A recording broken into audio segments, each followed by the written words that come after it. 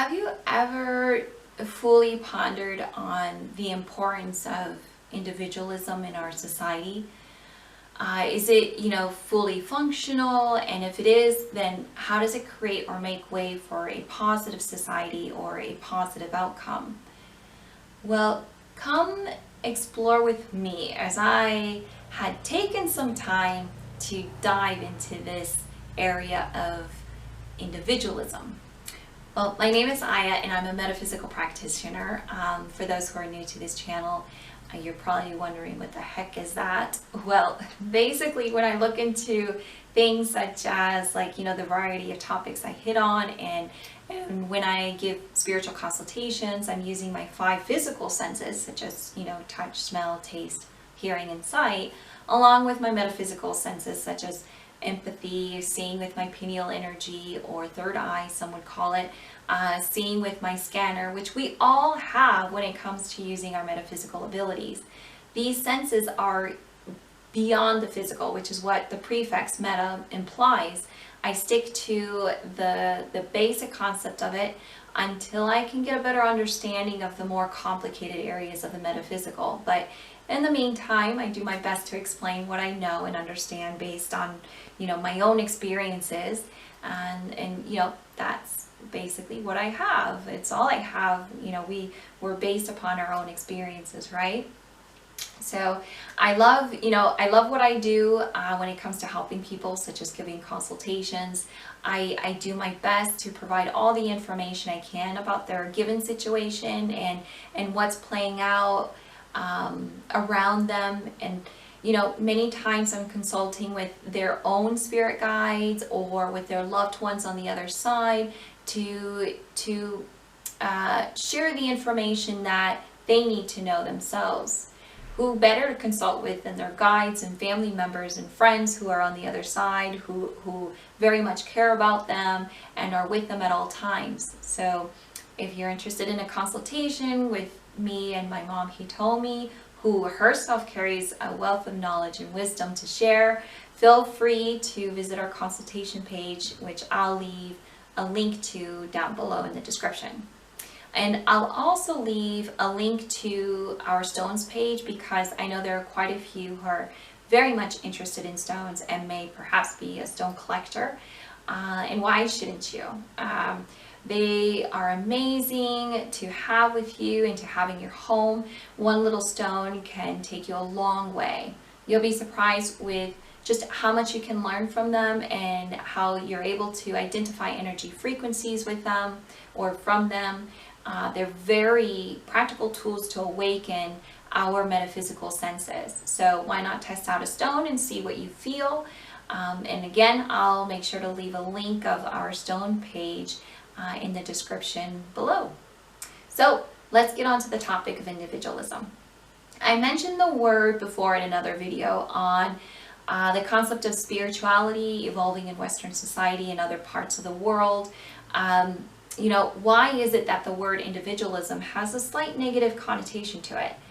Well, let's have a look. Okay, so individualism is a Western concept in that in other parts of the world, it is more about, I feel that it's more about like group mentality or group ideology based on culture, religion, etc. for whatever reason.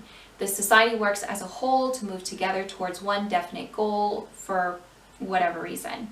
Now, what if that mentality is heading a society towards a disastrous end like communism or a dictatorial regime, which seems to be a concern on many people's minds?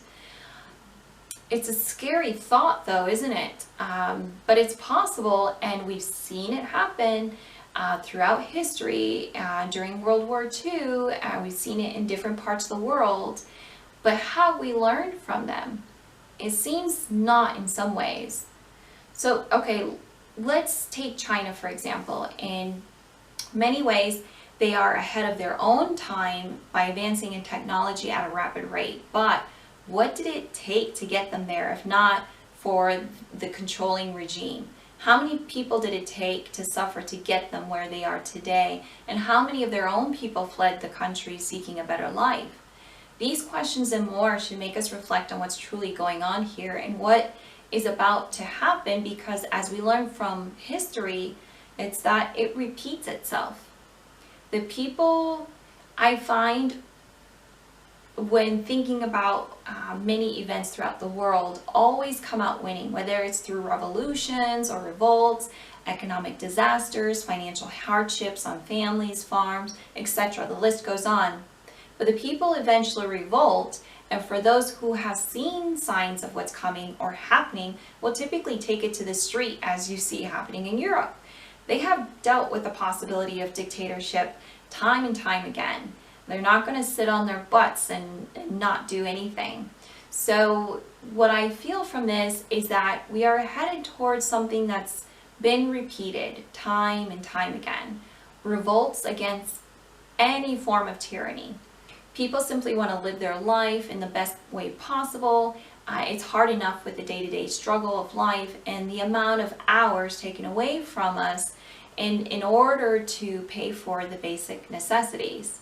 It seems unjust and unfair how we spend most of our life working and slaving away to have the bare necessities in many parts of the world. So now you compound all the struggles you have in your life and what you see going on around you, what you see happening indirectly, things that don't have a direct impact on you. And on top of that, a government that's accessing more control over your individual human rights. It's excessive, and it's a difficult time to think calmly and clearly in this situation that we can call chaos. And it creates a lot of stress and fear. And, you know, all the emotional fear we carry can truly cloud our judgment, and we can easily be carried away by some movement, whether they have good intentions or bad intentions. So it's important to access ourselves, right? See where we stand, see how our mental and emotional health is, see where we want to be in life, see what makes us happy, and see what outcomes could make us happy. By diving deep into ourselves, we have a better view of who we are internally, because a lot of times we're trying to mirror the person, people, or group around us. And this can be dangerous because what they represent at one moment can truly be different from what they really represent. Or perhaps one's intention at that moment can be rerouted on another trajectory a year from now. But knowing who you are and where you stand should be the utmost importance. It's your life, your experience, and it would be a shame for the rest of us not to hear your voice because it has just as much importance as the others. How many individuals can you think of that have in some way made an impact on you? A lot of times I find that they've impacted us because they were standing up for what they believe in, or they were being their quirky self because that's how they naturally express themselves, or they wanted to fight against what they felt was injustice or unfairness because that's what their heart led them to do, or perhaps it was something that was against their conscience and they felt it was morally wrong. These people took an individual step out of society to voice themselves or just be themselves, be who they truly are at that time in their life. We all change, that's a guarantee, change is inevitable. But for those who feel they can't be outside the box and continue to maintain that mold in a group or society without ever truly expressing themselves, well, it can be harmful to their mental and emotional health. It's depressing to walk around in life not ever truly being ourselves. In many cases, I feel that's the reason for a lot of the mental health issues we have. If you exclude, physical health factors such as hormone imbalance, fatigue, and so forth, many have a longing for a different kind of life, one without having to fit in a norm. And the norm puts us in a fixed mind frame that can be harmful to individuals that don't fit the norm, which I believe is many of us. It makes me think of a clip from Friends when Phoebe, if you remember, Phoebe takes Rachel out for a run in the park, and she runs in a not so typical way, and Rachel was completely embarrassed running with her. But how many of us may have wanted to just act out once in a while, be silly, or maybe scream and shout, or just laugh hysterically, or run like Phoebe, with like your arms railing about and your legs just moving in all directions. Running like her may look crazy to some, but have you ever run like that before, or scream into the night air as they do in Flogstad, which is a neighborhood in Uppsala, Sweden, I think it's pronounced Uppsala, can't remember. But it's like releasing all the tensions that you built up, and you feel happier and freer and perhaps lighthearted.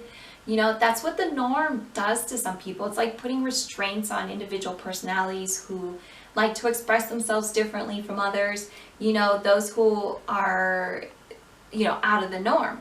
Some may find some behaviors or ways of thinking strange and funny, but that's the kind of diversity we need for a healthy society. They deliver the punchline when needed in our day-to-day life. They can calm or divert a situation by saying or doing something unexpected.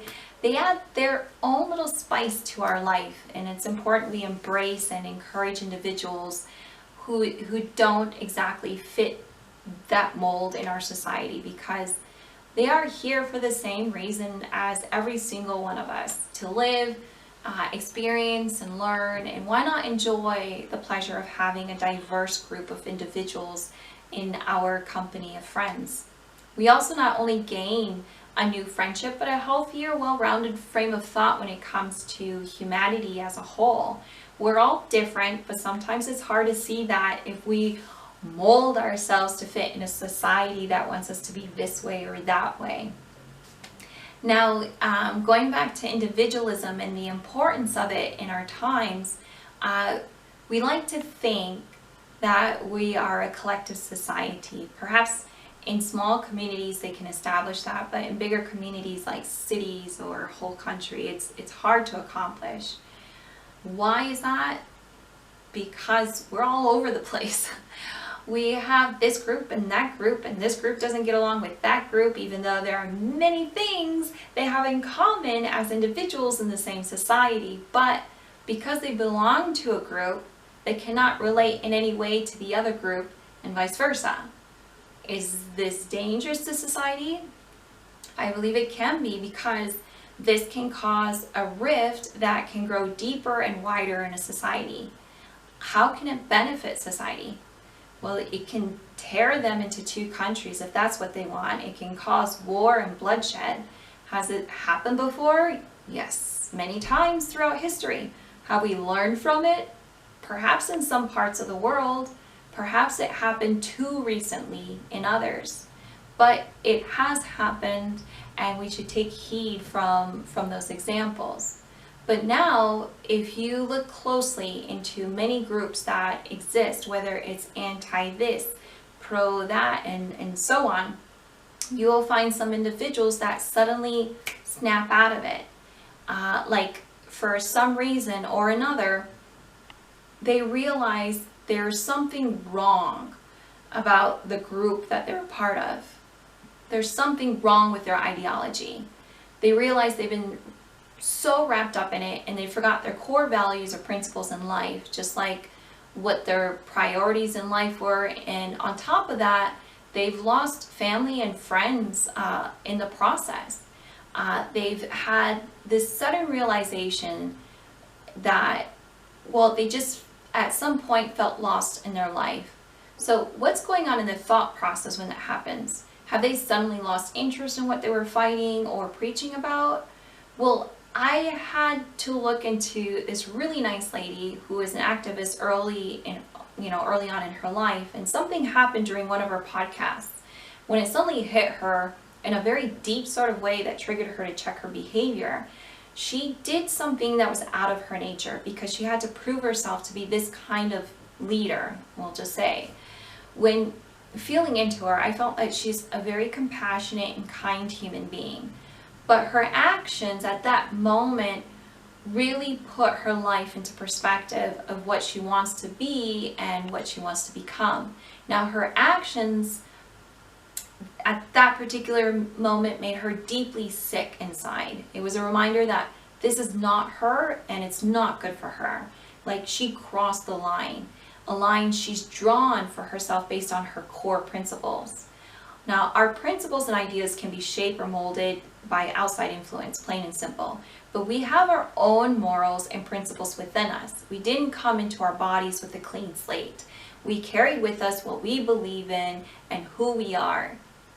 Yes, as I've stated before, we are influenced by society on what our core principles should be. However, when something doesn't feel right about one of the principles, or an action taken, someone has taken,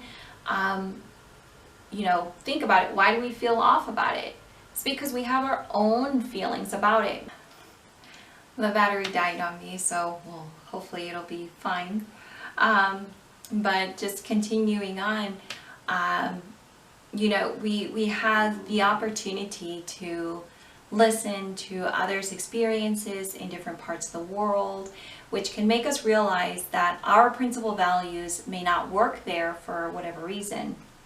So a diverse way of thinking is essential in our time to be able to connect with others within our country, our own country, and abroad. We have moved ahead in our time in such a dramatic way that it's important to be aware of ourselves as individuals and collectively, whether that's just within our own community, town, or city, and globally, because that's where we're at now in our society. What one says in a foreign country is having a larger impact worldwide than let's say 15 to 20 years ago. We've got, Twitter, Facebook, and many other social platforms, and other new ones coming out soon. So any normal everyday person can get famous just by making videos on YouTube and create a bigger fan base than most actors nowadays. The way we consume data is different from how it used to be.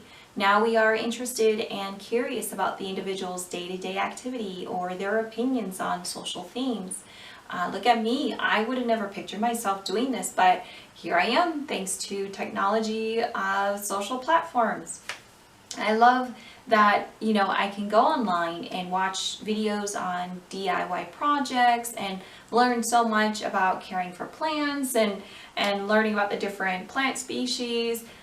I'm also I'm listening to many different research studies done by scientists in different fields, which are interesting to me. And other times I'm learning about some historical events that took place in different parts of the world. So we have a teaching platform that's available to us, which can enrich our lives too. Like many things, there's the good and the bad, right?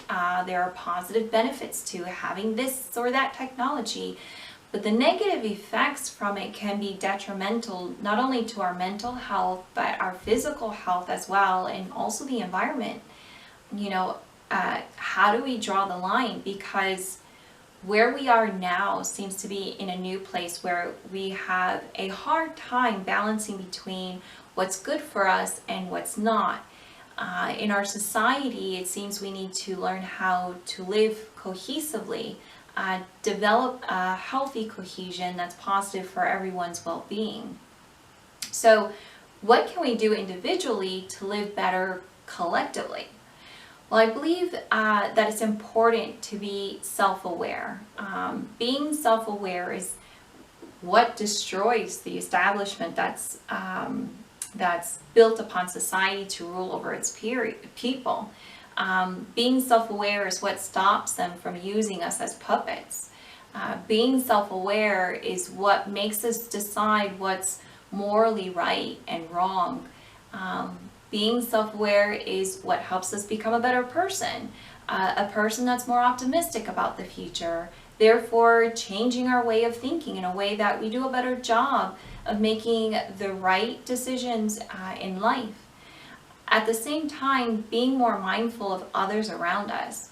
It starts here, like ourselves. Once you start here, everything around you changes in the way that you start behaving differently, so the outcome changes from how it usually was.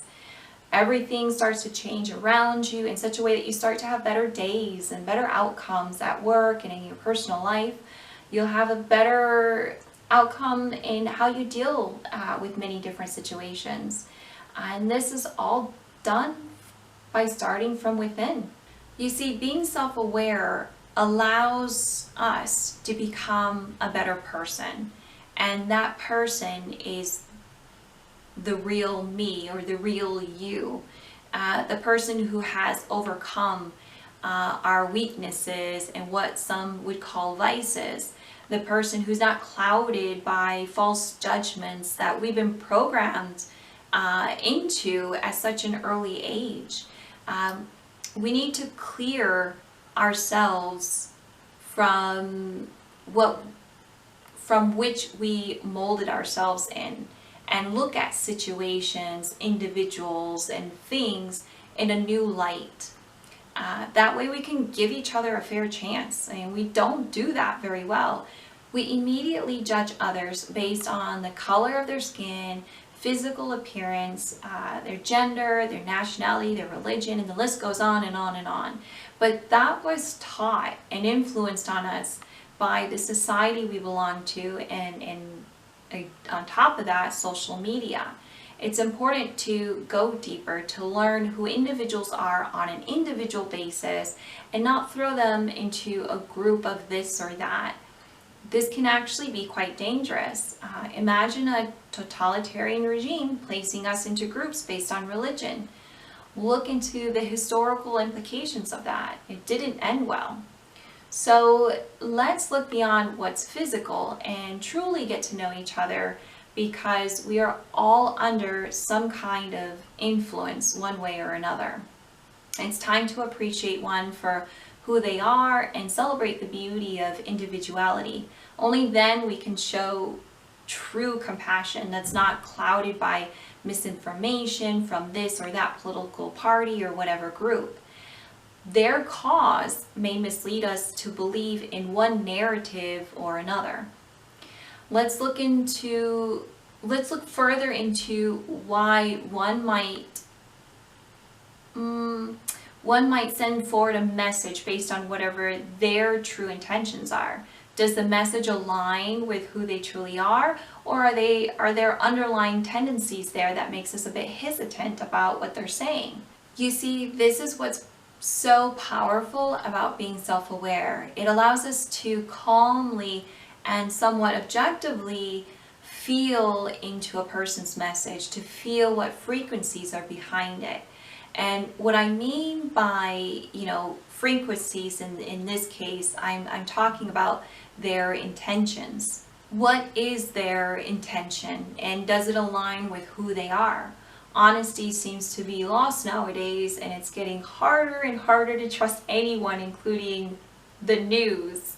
So we need to make additional steps to inform ourselves with our tools, with additional tools that we have. A lot of information could just be taken from reading a text or an email from someone. There are times you pick up something suspicious or wrong about their message. That's your intuition at work there. Now, what if you crank that up in a way that you become more and more accurate about what you feel? Now, that's something to think about. So being self-aware can be life-changing, really. Think about it. We have, been misled so many times throughout history, and societies have gone to ruins for it. So why not do something a little different this time? Instead of, believing everything they are saying to us, believing everything that they're saying out there, perhaps we can listen to ourselves more. Get in tune with who we are. Listen to what our morals are, what we believe, what we stand for. Listen to what we feel is right for us, and listen to our heart. Is it telling us to move forward in life and get past our trauma? If so, how about visiting a therapist or trying a different kind of consultation to help you heal? How about taking the steps to heal yourself?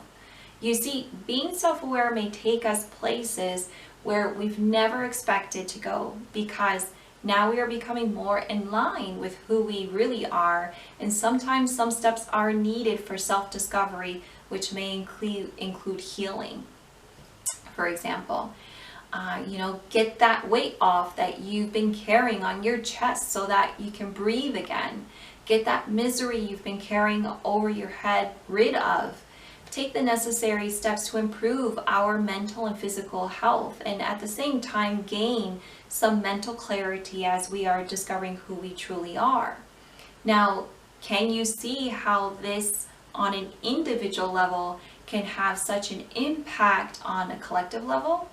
Quite amazing, I believe. Oftentimes they say it starts from home. Well, in a sense it does. But even in the home, it needs to be done on an individual level to have a healthy family. Well, I hope you enjoyed the information I've shared on the importance of individuality, embracing individuality on a spiritual and physical level. Remember, what we do for ourselves on a spiritual level or energetic level has an impact on the physical mind and body, and vice versa. One cannot go without the other, as we are in body. So have a beautiful day, everyone, and if you like the video, please give it a thumbs up. I really appreciate it. I thank you so much for your support. I really do enjoy gathering the information as I sit calmly next to my window, sipping a hot cup of coffee and bathing in the sun's rays as the autumn weather is settling in. Although the other day I noticed that my left arm's a little darker than my right arm. I hope it's not too obvious in this video. I've been kind of sitting out in a different position to kind of even it out, so hopefully, yeah, like I said, hopefully it's not too obvious. But thank you again so much for stopping by, and be happy and be kind and true to yourself and others. Take care, everyone, and thanks again. Bye.